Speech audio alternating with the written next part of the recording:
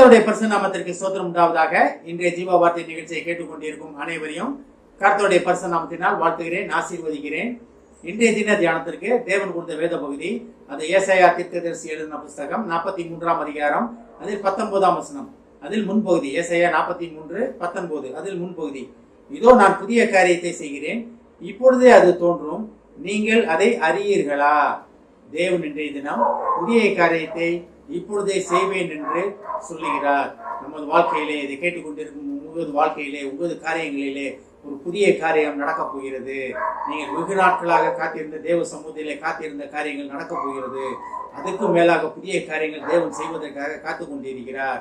ஆனால் தான் தேவன் சொல்றாரு, நீங்கள் அதை அறியீர்களா? நீங்க அதை புரிஞ்சுக்காம இருக்கீங்களா? நான் தான் எல்லா காரியத்தையும் செய்கிறவன், தொடக்கமும் முடிவும் நானே அப்படின்ற தேவன் மூலமா தான் சகலமும் நடக்கிறது. எண்ணங்களையும் செய்கைகளையும் உண்டாக்குகிற தேவன் மூலமா தான் சகல காரியங்களும் நம் வாழ்க்கையில நடக்கிறது. அதனால தான் சொல்றாரு, இதோ நான் புதிய காரியத்தை செய்கிறேன். புதிய காரியத்துக்காக எத்தனை பேர் வெயிட் பண்ணிக்கிட்டு இருக்கீங்க? என் வாழ்க்கையில ஒரு புதிய துவக்கம் வேணும், என் தொழில ஒரு புதிய துவக்கம் வேணும், என் படிப்புல ஒரு புதிய காரியம் நடக்கணும், என் வாழ்க்கையில திருமண வாழ்க்கையில ஒரு புதிய நன்மையான காரியங்கள் நடக்க வேண்டும் என்று எத்தனை பேர் இதை கேட்டுக்கொண்டிருக்கோம், நினைச்சு கொண்டு இருக்கிறீங்க? தேவன் உங்களுக்கு நேராக சொல்கிறார், நான் புதிய காரியத்தை உங்கள் வாழ்க்கையிலே செய்வேன். நீங்க என்னென்ன காரியம் கேட்கிறீங்களோ புதிய காரியங்கள் அனைத்தும் நான் செய்வேன். அதாவது பழைய இதெல்லாம் எல்லாம் முடிஞ்சு போனதெல்லாம் புதுசாக உண்டாக்குறதுலாம் அதெல்லாம் வேற. ஆனாலும் நீங்க நினைப்பதற்கும் வேண்டிக் கொள்வதற்கும் அதிகமாக கிரியை செய்கிற தேவன் என்று சொல்கிறார், நான் புதிய காரியம் செய்கிறேன். அது எப்படி இருக்குமா? மனிதனுடைய இருதயத்தில் தோன்றவில்லை. அதாவது இருதயத்திலே தோன்றாத காரியங்கள், நீங்க நினைத்து பார்க்காத புதிய காரியங்கள் உங்கள் வாழ்க்கையில் நடக்கப் போகிறது. அது எப்படி இருப்பாருங்க? அதுவும் இப்பொழுதே தோன்றும். இன்றைய தினமே இது நடக்கப் போகிறது. அதை மட்டும் விசுவாசிங்க. நம்மளுக்கு கொடுக்கப்பட்ட ஒரே ஒரு கட்டளை என்ன தெரியுமா? தேவனை விசுவாசிப்பது. வேற ஒண்ணுமே கிடையாது.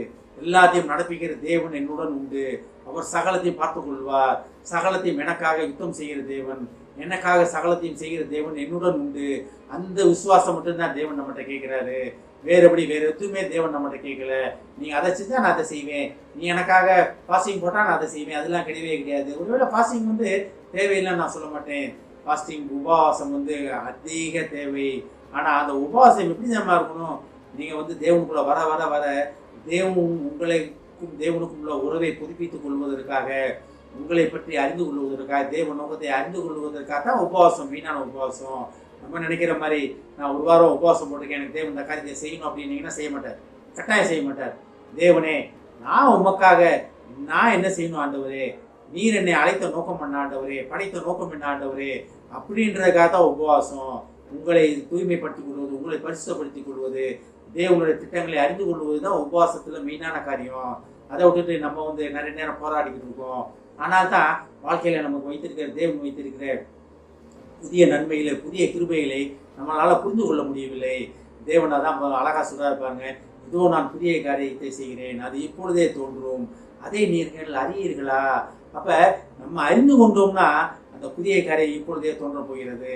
எனக்காக தேவன் புதிய காரியம் வைத்திருக்கிறார்னு நீங்க அதை புரிந்து கொண்டீங்கன்னா, நீங்க உங்களுக்காக புதிய காரியங்கள், நீங்க நினைப்பதற்கும் வேண்டிக் கொள்வதற்கும் பெரிய காரியங்கள், அதிகமான காரியங்கள் உங்கள் வாழ்க்கையில நடக்க போகிறது. எதெல்லாம் நடக்கல, எதெல்லாம் என் வாழ்க்கையில முடிந்து போச்சுன்னு நினைக்கிறீங்களோ அனைத்தும் புதியதாக திறக்கப்பட போகிறது. புதிதான காரியங்கள் உங்கள் வாழ்க்கையில் நடக்கப் போகிறது.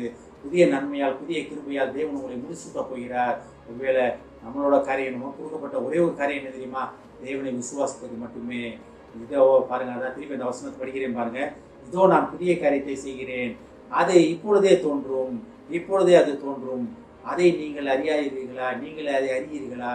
அப்ப தேவன் இப்பொழுதே புதிய காரியத்தை செய்வதற்கு வல்லவராக இருக்கிறார். எப்ப? நீங்கள் அதை அறிந்து கொள்ளும் போது. ஆமென். ஜெபிப்போம்.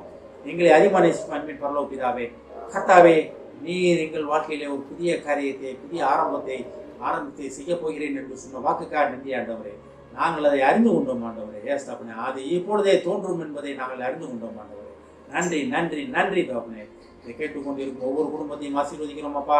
ஒவ்வொரு குடும்பத்திலும் தகப்பனே அநேக காரியங்களுக்காக ஒவ்வொரு சமூகத்தில் அமர்ந்திருக்கிறார்கள் ஆண்டவரே. ஏஸ் தகப்பனே, அந்த குடும்பங்களிலே தகப்பனே ஒரு புதிய ஆரம்பத்தை, புதிய காரியத்தை நீர் செய்து அந்த குடும்பத்தை சந்தோஷப்படுத்துவதற்காக, உயர்த்துவதற்காக, மகிமைப்படுத்த போவதற்காக நன்றி நன்றி நன்றி ஆண்டவரே. ஆசீர்வதிக்கிறோம் அப்பா. இயேசுவின் மூலமாக கேட்கிறேன் நல்ல பிதாவே. ஆமென். கர்த்தர் உங்களை ஆசீர்வதிப்பாராக.